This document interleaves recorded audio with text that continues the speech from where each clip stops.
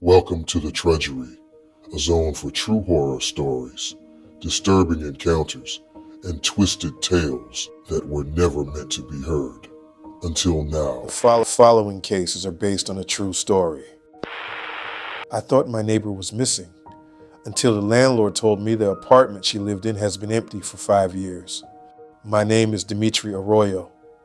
I'm short, muscular, and people say I look tougher than I am. Truth is, I'm soft-hearted and too kind for my own good, as my mom says, and that's exactly why what happened to me feels so messed up, because I wasn't trying to snoop or pry or exaggerate anything. I was just trying to help my neighbor, the woman in 4C. When I moved into this old 5-story brick building last fall, she was the first person I met. I lived in 4B, so we shared a wall and an elevator, which constantly smelled like burnt dust and sadness. Her name was Marissa. Dark hair, early 30s, big eyes, always tired but friendly. The first time we talked, I was carrying groceries, and she laughed at the fact that I had bought an entire family-sized pack of ramen noodles for one person. I told her I meal prep. She teased me about it. It was harmless. We weren't close, but we talked often enough. One time she knocked on my door asking for a couple soy sauce packets, and I remember thinking, sure, whatever you need, and digging through my kitchen drawer, that junk drawer with the soy sauce packets. It became a little running joke between us. She'd say, borrowing sugar or borrowing detergent, and I'd say, sure, but it'll cost you 1 soy sauce packet. Just normal neighbor stuff, normal life. Then she disappeared. I hadn't seen her for about a week. No footsteps, no late night TV muffled through the wall, no quick hellos in the hallway. Then one night, walking past her door, I heard a single, sharp thud, like someone had dropped a heavy box. I knocked. No answer. I figured maybe she was away visiting family, so I tried not to assume the worst. But the next day, I saw something strange. The mail slot on her door was stuffed full. Letters, junk flyers, a package notice. Marissa would never let that pile up. She was meticulous. By day 3, guilt ate at me. What if she'd gotten sick? Fallen? Needed help? I'm the kind of guy who checks. Always have been. So I went to the building's manager, Mr. Vance, a grumpy guy with a coffee breath aura. I think something's wrong with my neighbor in 4C, I said. She might be missing. He blinked slowly, then frowned. Dimitri, 4C has been vacant since 2019. I laughed. I actually laughed. No, Marissa lives there, I said. I talk to her all the time. He shook his head. No one lives in 4C. The place has water damage. It's uninhabitable. Keys are sealed in my office drawer. Nobody's been inside in years. I stared at him, waiting for the joke. But he looked dead serious. Come on, I said. I've literally been inside her apartment. She borrowed my ladder once. We talked at least 3 times a week. He gave me this uncomfortable, almost pitying look. Do you want to see the units yourself? I said yes, because I needed to prove he was wrong. I needed this to be a misunderstanding. We walked down the hallway. Mr. Vance unlocked a little storage room in his office and removed a sealed plastic bag. Inside were 2 old house keys and a faded key tag labeled 4C. Untouched. He broke the seal. My stomach dropped. When he unlocked apartment 4C and pushed the door open, a thick smell hit us. Dust, mildew, old carpet. The place was gutted. Half the drywall was stripped, exposing wood beams. The kitchen was empty except for a rusted sink. There was no furniture, no signs of life, nothing. The place didn't even look like a home. It looked like a construction site, abandoned mid-renovation. This, he said, is the apartment you say your neighbor lives in. I stepped inside. My boots left footprints in the dust on the floor. No footsteps besides ours. No double sets. No signs of anyone living here for years. But here's the part that made my skin crawl. On the counter, under a thin layer of dust, sat a single soy sauce packet, fresh, uncrumpled, and written in black ink on the wrapper in small handwriting. Thank you, Dimitri. I got 0 sleep that night.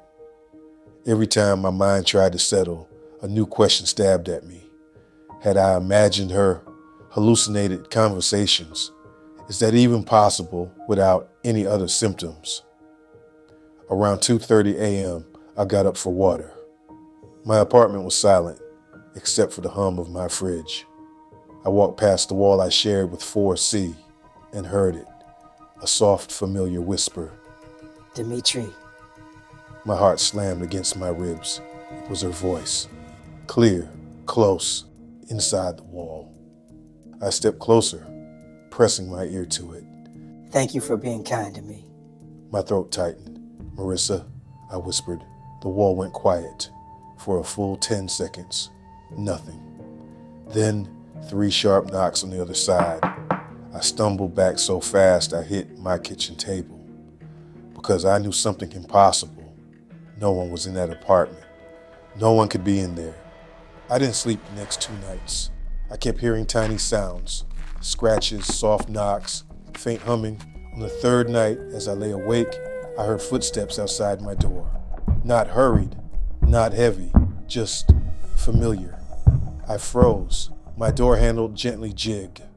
Once, twice, then a whisper. Dimitri, open? I didn't move. I didn't breathe because the voice was wrong. It sounded like her, but stretched. Too slow, too distant, and too close at the same time. The handle stopped. Silence again. I waited 5 minutes, then walked to my door and looked through the peephole. The hallway was empty, but on my welcome mat was a folded piece of paper. Hands shaking, I picked it up. Inside, written in the same neat handwriting I had seen on the soy sauce packet, some of us stay where we departed. And beneath it, a second line, some of us just want someone to talk to. That was 2 weeks ago. I haven't heard her voice since. But every now and then, when I walk past 4C, I smell her perfume, that light jasmine scent she always wore. I'm recording this for one reason.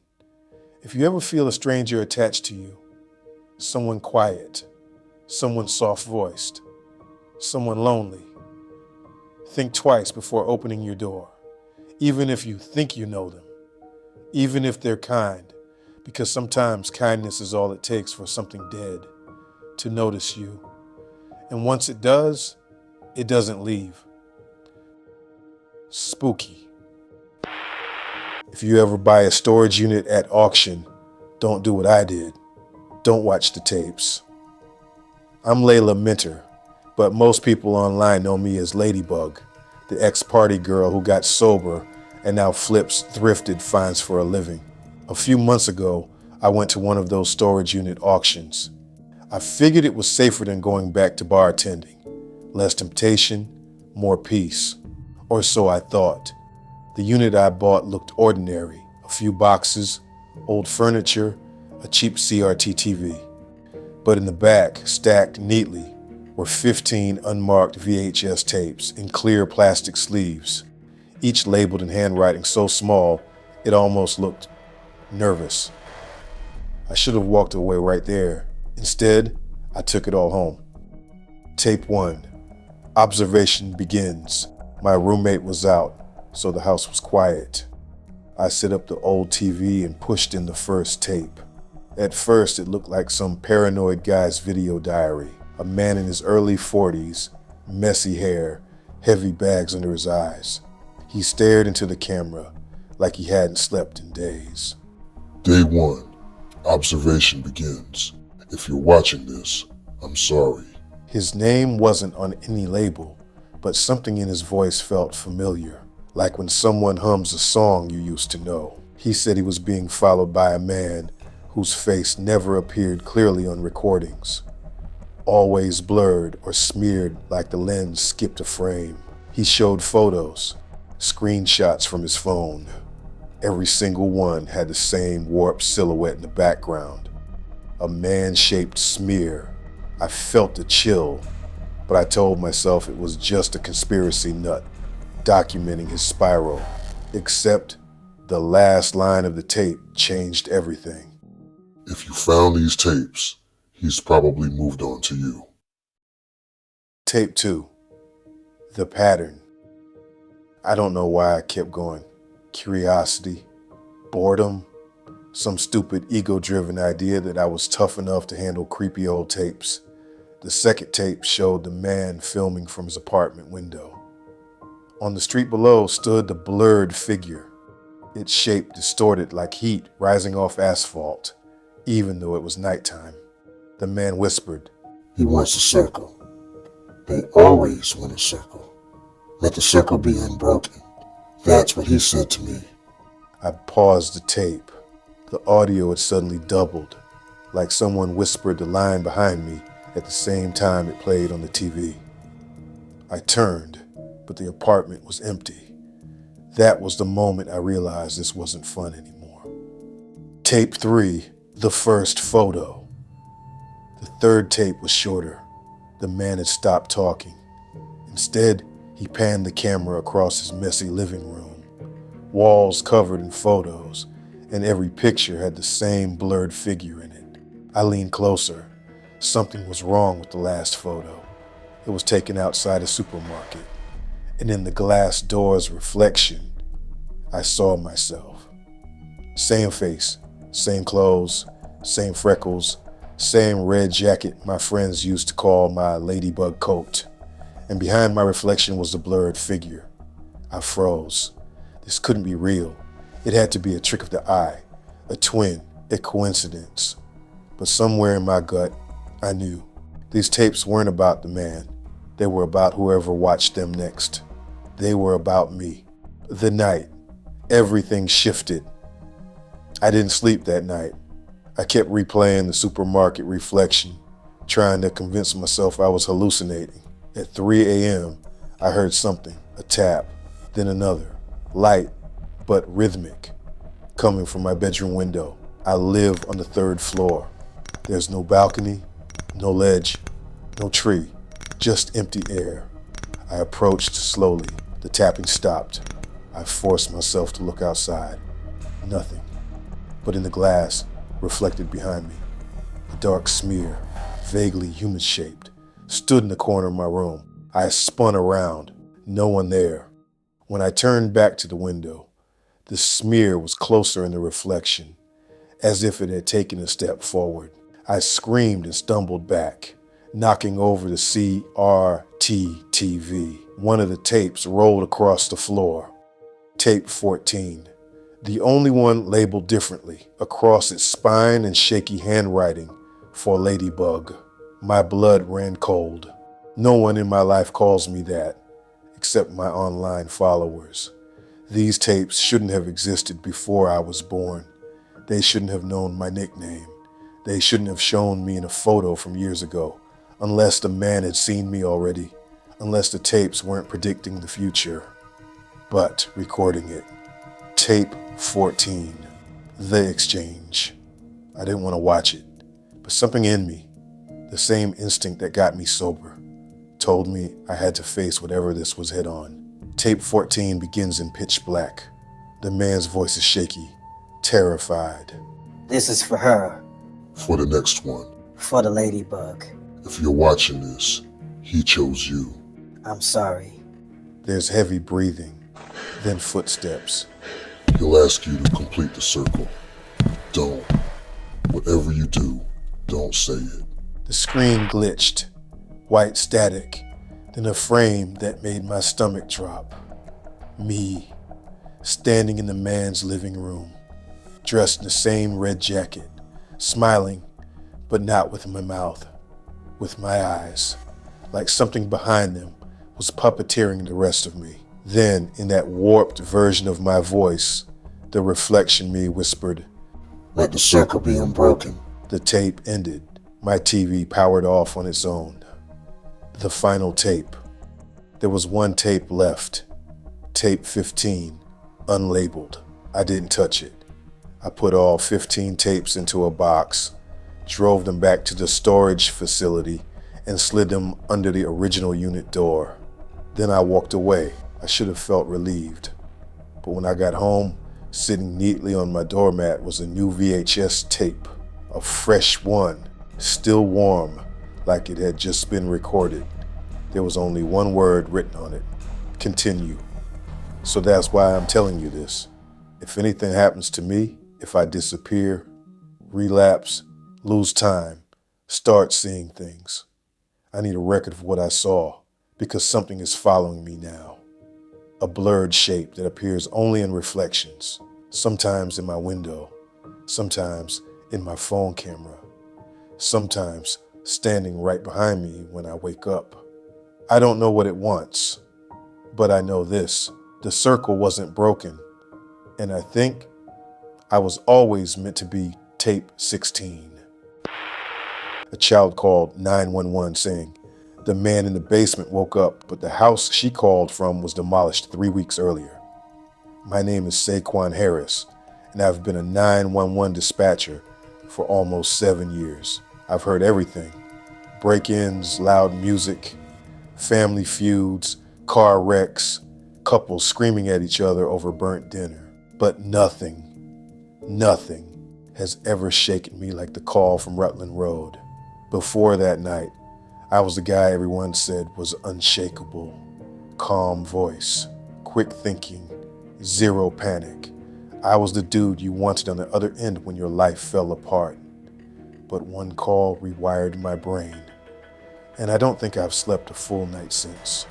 It was a Tuesday shift, dead quiet. I was sipping bad break room coffee, flipping a stress ball in one hand, when the phone line blinked red. I answered automatically. 911, what's your emergency? At first, I heard only breathing, soft, shaky. It was a child. Then in a soft voice, He woke up. My back straightened. Who woke up, sweetheart? Are you safe? Silence. Then the child whispered again, voice trembling. The man in the basement. He woke up. He woke up. I typed as I spoke. Okay, what's your address? There was a pause. I heard something metallic clatter in the background. Then the girl whispered, 17 Rutland Road. I froze. Rutland Road. That was the address of the house that burned down last month. A total loss.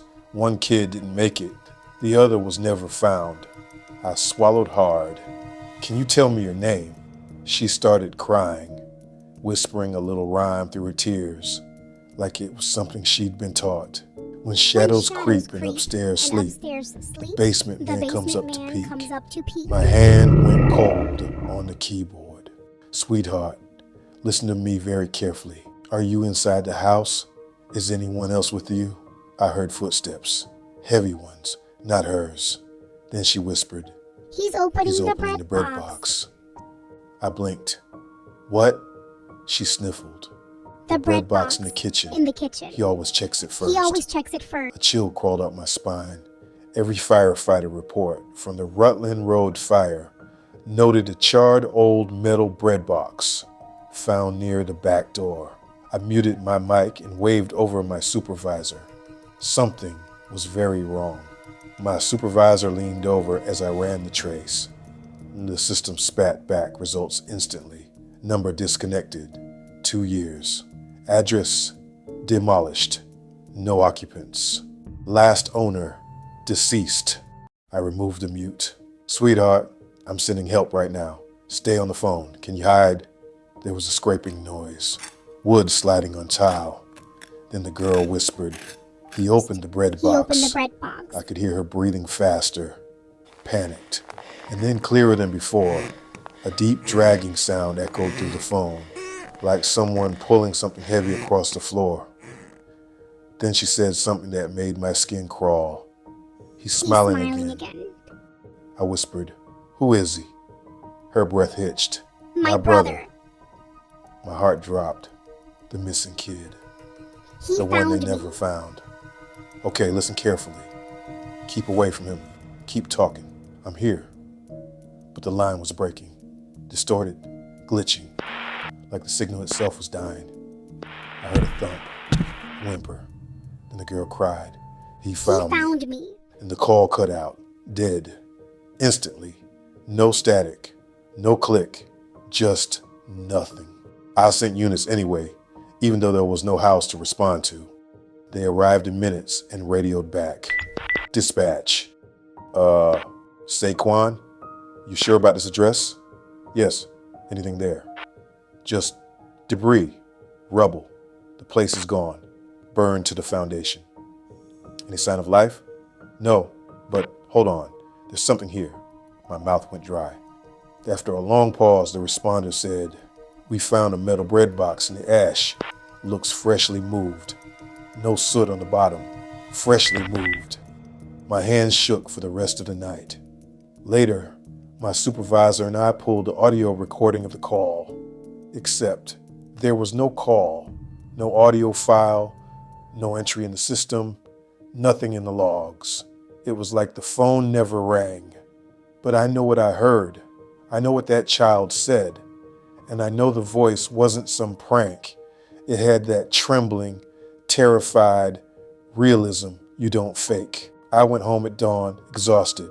I walked into my kitchen, tossed my keys down, and froze. Because sitting on my counter was a metal bread box. Old, rusted, identical to the one from the reports. I didn't own a bread box. I approached it slowly.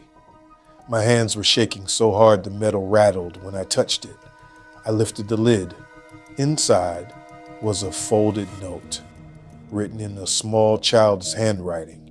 "You didn't send help fast enough." Since that night, I've gotten 2 more calls from disconnected numbers, both from kids, both whispering the same rhyme. When shadows creep and upstairs sleep, the basement man comes up to peek. And each time at the end they say, "He's waking up again." I don't know what's happening on Rutland Road. I don't know what woke up in that basement. And I don't know where the missing boy really went. But I'll tell you this. If your phone rings late at night and an unknown number whispers that rhyme, hang up, because whatever they want you to hear is listening back. I picked up a hitchhiker who calmly listed every secret relapse I've ever had, including one that hadn't happened yet. My name is Christina HODGE, and I'm a defense attorney. I used to be a good one, but last month, after 2 years sober, I relapsed hard. I'd been drowning in cases, losing sleep, losing clients, losing the version of myself I promised I'd never lose again. One night, after a brutal sentencing hearing, I caved. 1 drink turned into 3. 3 turned into a blackout. I swore I'd fix it, get back on track. But my addiction has teeth, and it was already chewing through my life again. The night it happened, I was driving back from visiting a client in a rural jail. My head was pounding as I drowsily steered the wheel. The road was empty, just black forest on both sides and miles of nothing. Then I saw him, a man in a brown jacket standing on the shoulder with his thumb out, late 30s, neatly shaved, calm. I should have kept driving, especially in my brittle state. But I've defended hundreds of people and learned one thing. The world screws over a lot of folks who don't deserve it.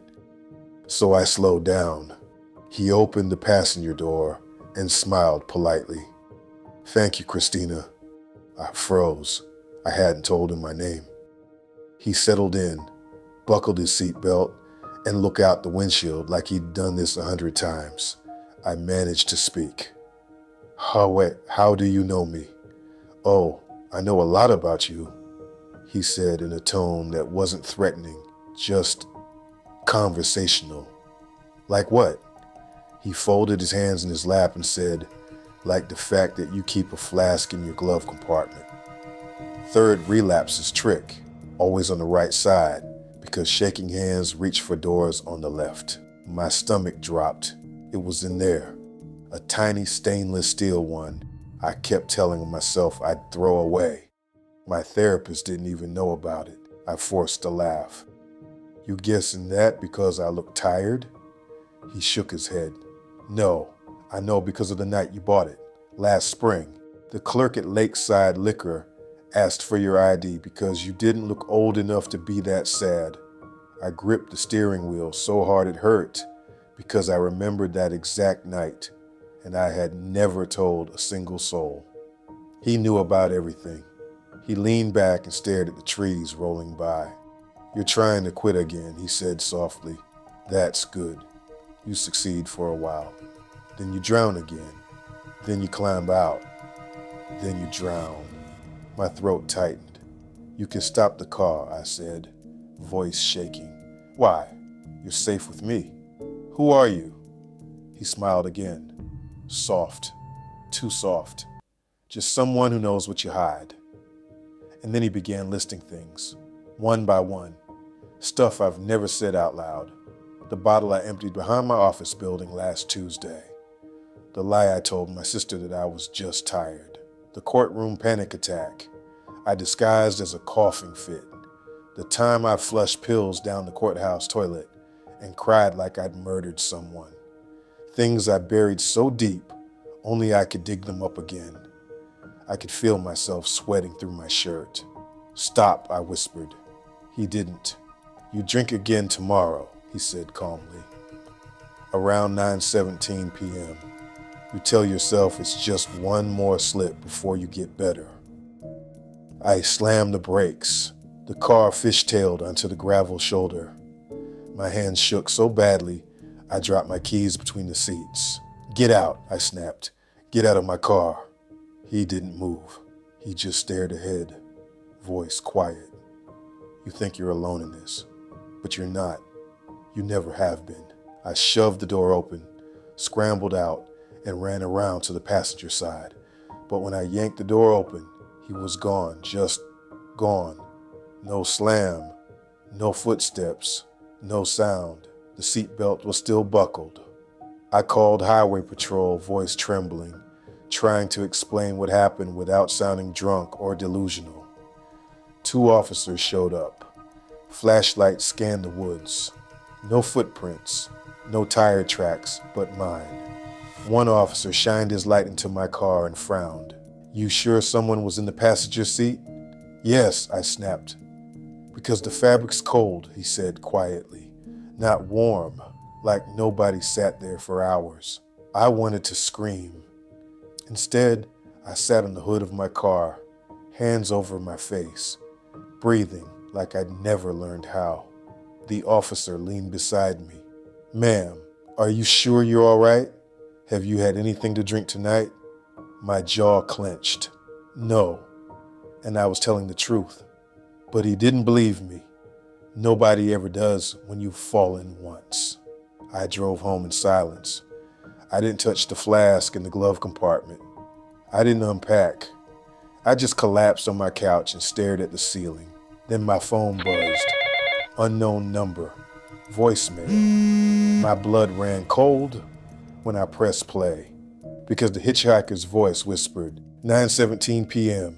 Don't look in the mirror this time. I checked the time, 9:16 p.m. I froze. A single drop of water fell onto my wrist. Then another. I looked toward my hallway mirror and saw a silhouette behind me, tall, still, watching me. I spun around, nothing there. When I turned back, the mirror had fogged over from the inside and written on the glass in long finger streaks, "You're not done yet." It's been 3 days. I haven't slept. I haven't drank either. I'm either sitting on the steps or meandering about. But sometimes, when I walk past that mirror, I see a second reflection, a man shape behind my shoulder, quietly waiting. I don't know who he is. I don't know how he knew my relapse history. I don't know if he's alive, dead, hallucination, or something that followed me home from my own darkness. But I know one thing. When I relapsed last month, something else woke up too Now it knows everything about me, including what I'll do next. I checked my babysitter cam and watched someone tuck my son in, but nobody else was in the house. My name is YOLIE Batiste. Yes, that's YOLIE. People online always joke that I look too put together to be a single mom, too beautiful to be exhausted. But I'm Haitian American, raised by a mother who believed in two things: work hard, don't let people see you break. But lately, I've been breaking. My job at the ER has been eating me alive. Double shifts, no sleep. An 8-year-old son who needs more than I can give. That's why I bought the babysitter cam. Not to spy, just to ease the guilt. I thought it would help, but the footage I saw last month, I don't think I'll ever sleep again.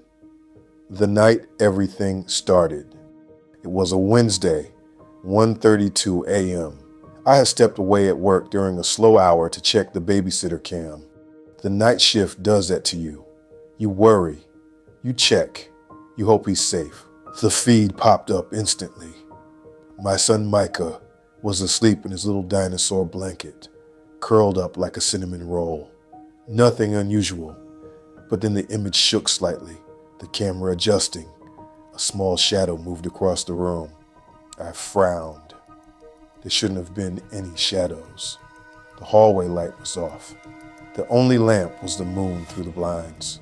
Then someone walked into frame, a shape, soft and blurred at the edges, like the camera couldn't focus on it.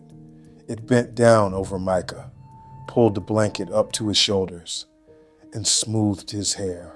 I froze, my breath locked in my chest, because the movement was slow, gentle, deliberate, parental.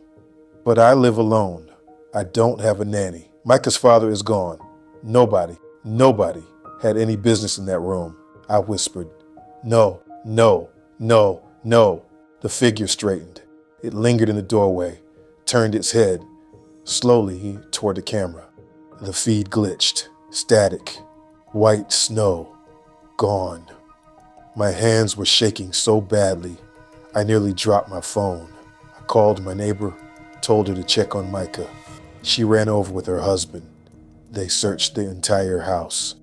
Empty. Micah was still asleep, like nothing had happened. Something was wrong with Micah. The next morning, Micah was unusually quiet.